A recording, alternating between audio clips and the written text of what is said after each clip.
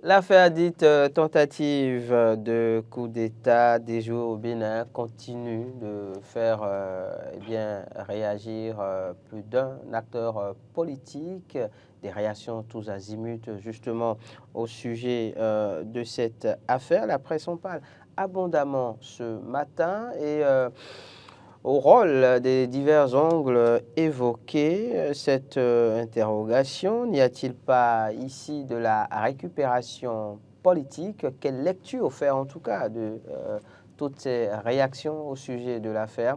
C'est ce qu'on tente de faire ce matin avec Laurent Roland Tonéikès. Laurent, à nouveau bonjour. À nouveau bonjour Ahmed Arekba.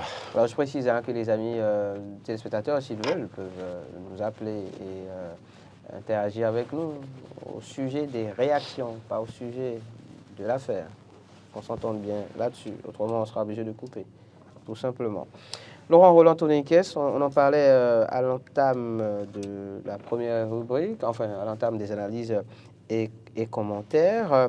Beaucoup de réactions. J'aimerais aller à la une d'un quotidien qui nous permet de faire un peu le point de tout ça, l'événement précis, voilà, qui écrit interpellation suite à la tentative de déstabilisation du Bénin, vague de condamnation du coup d'État. Et là, on peut voir donc, la liste de quelques formations politiques qui ont réagi. Le BR condamne et apporte son soutien à Talon. L'UPR invite ses militants et tout le peuple à la sérénité. Moël Bénin exprime de vives inquiétudes. FCBE invite la justice à faire son travail en toute impartialité. Laurent Roland Tonéikès, on va s'en arrêter là. Et on peut remarquer aussi que une formation politique, et pas des moindres notamment, a estimé ne pas vouloir réagir tout de suite par rapport à cette affaire, les démocrates notamment. Oui, déjà, il faut déjà quand même rappeler que l'une des formations politiques à réagi par rapport à cette situation est le Parti Renaissance Nationale. L'une des premières. L'une Voilà, des premières, sinon, oui. Bon, la première, la oui, première. pour dire les choses clairement, et qui a porté son soutien au chef de l'État. Et bon, en appelant au calme dans une certaine mesure. J'estime véritablement que oui, les réactions sont diversifiées aujourd'hui. Seulement que je note que ces réactions, pour la plupart aussi, sont teintées d'une sorte d'hypocrisie, malheureusement, parce que on a tout fait de comprendre que beaucoup jettent en pâture Olivier Bokor et Ozan Meki, et puis tout le monde est devenu subitement ami du chef de l'État, sachant très bien que même qu'au sein de la mouvance présidentielle, même dans les grandes formations politiques, certains pas mieux, quand même, n'hésitaient pas à aller notamment à désavouer Patrice Talon Olivier Bokor ou Ozan Meki. Ils se connaissent. On connaît qui est qui dans ce pays.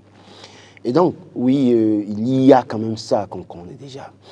Il y a aussi certains acteurs de la société civile qui, malheureusement, ont oublié ce qu'on appelle la présomption d'innocence, qui ont tout fait de condamner en même temps et de soutenir le chef de l'État. Il y a ces jeunes, malheureusement, je me pose deux questions là-dessus d'ailleurs, sur la qualité de la jeunesse de notre pays aujourd'hui, quand des jeunes en arrivent à se prononcer sur une telle affaire, alors que pendant que d'autres font le combat de la loi sur l'embauche, on ne les voit jamais. Quand on fait le combat sur l'amélioration des conditions du travail des jeunes, on ne les voit jamais. Quand on évoque la question des AME, on ne les voit jamais se prononcer. Et qui aujourd'hui, au détour de conférences de presse ou de déclarations, apportent leur soutien au chef de l'État et en arrive à désavouer publiquement Olivier Bokor Ozan Meki, il y a matière à se poser des questions sur la sincérité politique, sur l'idéal politique au Bénin. Moi, j'estime que les gens doivent pouvoir se calmer à un moment donné et faire preuve d'objectivité en toutes choses. Parce que vous voyez, vous suivez un peu la situation, vous avez quand même peur pour l'avenir politique du Bénin. Tout le monde veut être du bon côté, tout le monde veut être dans les bonnes grâces du président, du chef de l'État, bénéficier des bonnes grâces du chef de l'État. Et donc, dès lors qu'on dit que tel est l'ennemi du chef, tout le monde veut être ami du chef ou désavouer l'autre, alors qu'on sait très bien que dans les coulisses, ce qui se passe, beaucoup de choses se passent. J'estime véritablement que hier, on a vu un cas similaire, je l'ai évoqué au cours de l'analyse. Aujourd'hui, on voit un cas pareil, semblable, pas exactement la même chose, ça doit interpeller beaucoup d'acteurs politiques. Et les gens doivent pouvoir comprendre que c'est quand vous êtes en position de force que les gens sont vos amis. D'accord. Avant de revenir sur le cas du parti les démocrates, enfin, la posture. Oui, les démocrates. Avant de revenir donc sur cette posture-là, la sortie du parti UPR, formation dont fait partie justement, ou enfin dont est membre, fondateur d'ailleurs, Oswald. D'ailleurs, il a été cité. Et c'est pour ça qu'en réalité, quand quelqu'un disait il y a quelques jours que Olivier Bokoy de l'Union précise, je disais, mais attention, il n'y a pas de preuve établie qu'il soit membre. D'ailleurs, dans le communiqué, c'est bien précisé le nom de Omeki qui condamne. Évidemment. Qui condamne également. Oui, si, c'est avéré. Oui, mais je crois que c'est ce que je vous dis en réalité. Vous auriez souhaité qu'ils fassent quoi? Non. Qu'ils apportent un soutien. Je ne dis pas d'apporter un soutien. Okay. Comprenez clairement ce que je suis en train de dire. À de pareilles circonstances, c'est de prendre du recul. Le communiqué qu'on doit sortir doit être dans une certaine mesure un communiqué hautement neutre. Hautement neutre. Nous sommes en milieu politique. Oui, non, justement. C'est pour vous dire quoi? C'est pourquoi je parle de la politique et de tout dossier. Le communiqué doit être hautement neutre pour en réalité laisser. Parce que d'ailleurs, même, ce n'est même pas prévu ou prouvé que le chef de l'État est membre de l'Union progressive au renouveau. Ce dont on est sûr, c'est que Oswald qui fait partie de l'Union progressive fondateur. Est membre fondateur. C'est que le chef n'est pas, en tout cas, on ne m'a pas confirmé ça. Il y a aucun moment, on me l'a dit. Mais vous êtes, ils étaient le premier à nous dire ici qu'il est le maître à penser de cette déformation politique. Le maître à penser. Pour ne s'arrêter qu'à cette déformation. Oui, le maître à penser. Parce qu'il pourrait y en avoir d'autres. Le maître à penser. Le maître à penser. Oui. Donc, vous pensez que. De ma position, je le dis. On puisse faire, enfin, que cette formation politique puisse faire une déclaration sans soutenir, sans mettre à penser. Non, c'est que vous ne comprenez pas. Adopter une position de neutralité dans ce genre de situation. Surtout qu'on parle quand même d'atteinte à la sûreté de l'État, Laurent Roland-Tonekes. On parle quand même d'atteinte à la sûreté de l'État. De tentative d'atteinte à la sûreté de l'État. Je l'ai dit tout à l'heure. Oui. Il faut considérer qu'aujourd'hui, si les faits sont avérés et que les preuves sont établies dans tout ce qu'on dit, on me dira que oui, on a vu de l'argent, tout ça là. Rien, tout ça là, c'est la justice qui va statuer par la suite. Mais j'ai dit tout à l'heure que oui, le chef de l'État doit être quelqu'un de très affecté actuellement. C'est ça. Parce qu'il s'agit de ses proches collaborateurs. Si les faits sont confirmés et qu'on a des preuves clairement établies, j'imagine pas... Son état d'âme. Voilà, ça, il faut comprendre. Et pour ça, il faut soutenir le chef. Donc il faut le soutenir. Il faut le soutenir. Et c'est peut-être ce que font tout simplement toutes ces formations politiques. Pas pour autant condamner tout de go les autres en les jetant en pâture. C'est tout mon problème. C'est pour vous dire quoi? Oui, mais quand vous dites que si les faits sont avérés, vous soutenez le chef de l'État, et que donc cela suppose, par effet d'entraînement, que si les faits sont avérés, vous condamnez. Oui, mais les coupables. Pour le moment. Oui, donc on est. Pour le moment, est-ce qu'on a des preuves établies? Oui, mais les preuves ne sont pas établies. Mais. Bon, pas preuves, pardon. Oui, est-ce que la justice a confirmé, a tranché? Confirmé, voilà. Mais vous vous permettez de soutenir celui qui serait donc lésé si les faits. Enfin, permettez que je m'exprime ainsi. Si les faits sont établis. Donc, si vous pouvez faire. Enfin, vous pouvez pencher du côté gauche, pencher également du côté droit. Puisqu'on est dans le si. Non, je continue. On est dans la supposition. Allons du terre, faisons du terre à terre, ne m'arrête pas.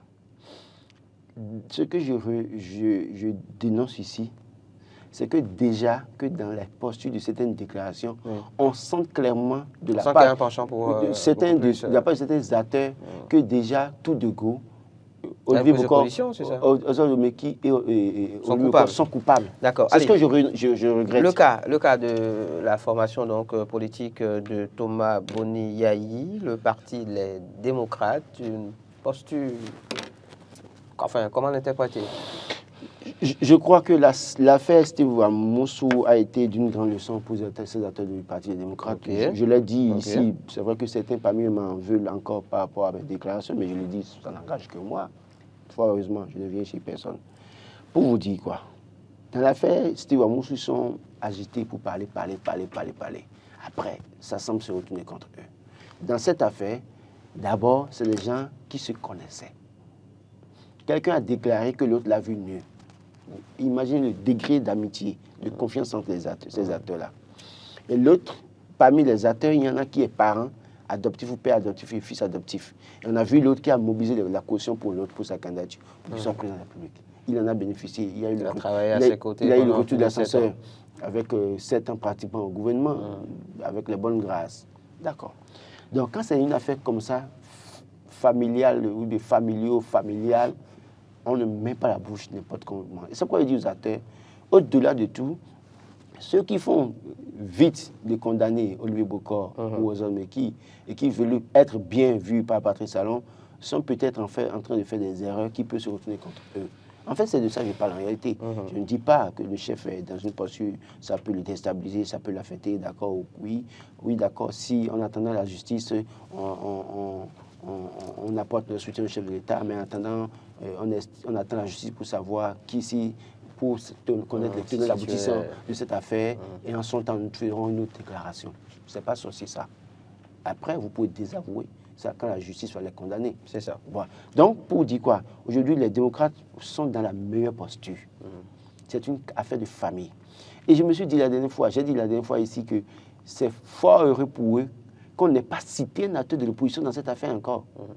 Et je prie pour eux pour que ça ne vienne pas. Parce que dès lors qu'on va entendre un seul nom de l'opposition dans cette affaire, vous allez voir que toute la classe politique de l'opposition va faire tomber sur cette personne de l'opposition. De la mouvance, ça va faire tomber sur cette personne de l'opposition tous les torts pour dire que c'est lui qui est instigateur. Donc, fort heureusement, c'est une affaire de famille. Et quand une famille se chamaille et quand on est comme voisin, on ne se met pas dedans.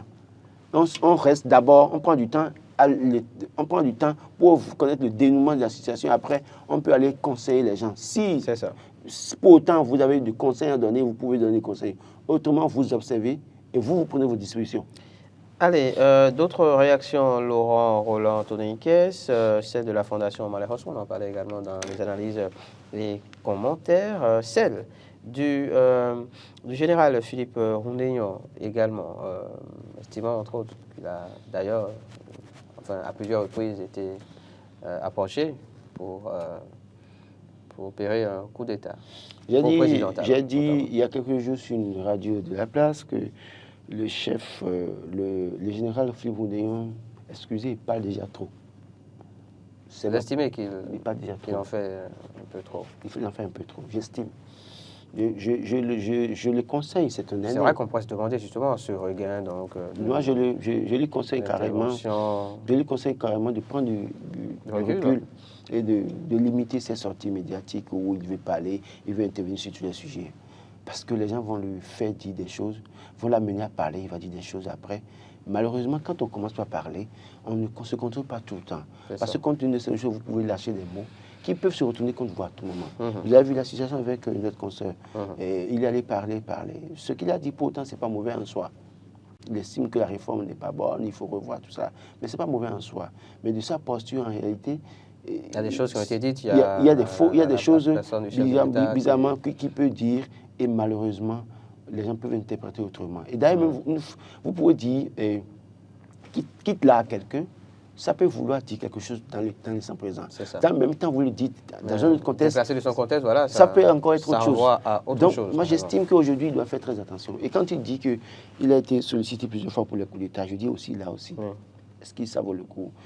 J'ai comme l'impression contre le président. Oui, j'ai comme l'impression que je suis en train de voir un citoyen qui en réalité est en train de dire quelque chose en même temps, compte tenu de la situation, parce que il estime, parce que j'ai pu lire aussi qu'il estime qu'il redoute un enlèvement. Oui, il y a son cabinet qui a qu'il redoute un enlèvement. Et donc, parce qu'il redoute un certain enlèvement, ils sont en train de dire clairement qu'il est en train de dire oui, bon, pourquoi vous voulez m'enlever? Moi, j'ai eu ma société pour coup d'État, je n'ai pas fait. Donc, comprenez que je ne vous veux pas du mal, laissez-moi en paix, un truc comme ça. J'estime véritablement qu'il faut rappeler que Philippe Roundénion n'est plus dans le système.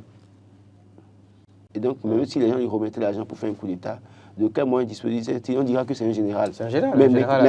Mais attention, celui qui est là, avec la sécurité qui est autour de lui, c'est difficile d'infiltrer à la limite. J'estime que s'il était encore en fonction, il était encore parmi eux, il avait encore un certain nombre de trucs là, il pouvait facilement réussir. Je crois que ceux qui voulaient lui proposer aussi ça ne lui voulaient pas du bien. Peut-être que c'est aussi des choses peut-être que c'est aussi un coup qu'on lui faisait. Pour lui devenir faire coup d'État, et dès lors qu'il va se préparer, on va l'abattre là-bas. Donc il doit aussi comprendre ça. Donc je pense que ce n'est pas des choses qu'on doit continuer à ressasser. Parce que vous savez très bien qu'on peut aussi vous piéger pour dire viens faire coup d'État. Et tous les acteurs sont unanimes avec vous. Et ils vous disent oui, on est prêt, mon général. Le jour où vous tombez dedans, on vous abattre. Parce qu'on sait que vous êtes très dangereux. Et donc, et si votre liberté ne les arrange pas, et par conséquent, on peut vous piéger. Donc, c'est pas tous ceux qui lui ont proposé ça qui sont réellement de bonne foi. Il doit aussi comprendre que il y en a certainement parmi ces gens-là qui vont peut-être le piéger. J'estime véritablement qu'il doit aussi prendre du recul. Moi, je lui demande, conseil de petit frère, qu'il prenne du recul. Tous les médias qui le sollicitent veulent beaucoup plus de vues, beaucoup plus des médias en ligne. Oui, voilà, veulent beaucoup plus de vues. Et pour la sensation, le buzz, créer le buzz. Mais en réalité, à son niveau, il doit plus s'adonner au buzz. Il doit éviter ça au maximum. D'accord. Les anciens députés ont également fait une sortie par rapport au sujet, Laurent Roland-Tonnerre. C'est pour finir, vraiment. Non, il faut dire les anciens députés de la rupture. De la rupture. En fait, ils ont appelé l'amicale des anciens députés. Il faut qu'ils précisent que c'est les anciens députés de la rupture. De la rupture, d'accord. Les candidats malheureux aux dernières élections qui sont constitués là. Donc, puissent être casés au niveau du Non, CES. ils sont venus dire merci à... Par rapport à ceux... Oui, ils sont venus dire merci pour le fait qu'on les ait envoyés au Conseil économique et social. Vous voyez, non, en réalité, comprenez. Et d'ailleurs, sur le sujet, et certains parmi eux, je le dis encore, certains parmi eux savent très bien que, notamment, ils vont voir Bokor ou Meki, ils savent très bien. Mais au moins, comme on les a envoyés au CES, il faut qu'ils viennent dire merci. C'est quand même bien d'être reconnaissant envers celui qui vous a fait du bien. D'ailleurs, cette question, je ne sais pas lequel des quotidiens l'a posée ce matin. N'est-on pas là en train de faire du yaï sous talent avec toute cette vague de soutien? Oui. Parlons des réactions. J'ai toujours dit qu'on a tout fait de condamner toutes les pratiques sous Boni Yayi. Malheureusement, les mêmes pratiques sont là. Toutes les mêmes pratiques sont là. Ministre déchu, conseiller à la présidence, chargé de mission. Ou après, on en a plein de pratiques là maintenant. Chargé de telle autorité de régulation, chargé de temps. Député déchu, on lui trouve quelque chose à mettre là-dedans. C'est quand même la même chose. Et les mêmes personnes viennent maintenant sous une autre forme. Aujourd'hui, c'est un peu une déclaration de soutien, de remerciement. Mais c'est un peu une déclaration de remerciement, mais c'est quand même une déclaration de soutien. Et parfois, on se penche sur l'actualité, surtout quand un acteur politique parle. Ses associations, pardon, comment vous appelez associations d'anciens députés, anciens DG, je ne sais quoi. Il y en a plein aujourd'hui. Et qui font des déclarations pour soutenir le chef de l'État, mais pas pour remercier. Merci Laurent, Roland, Tonnerre. Merci à chacun et à tous de nous avoir suivis. On vous demain pour un numéro encore plus plaisant. Plaisir au ciel.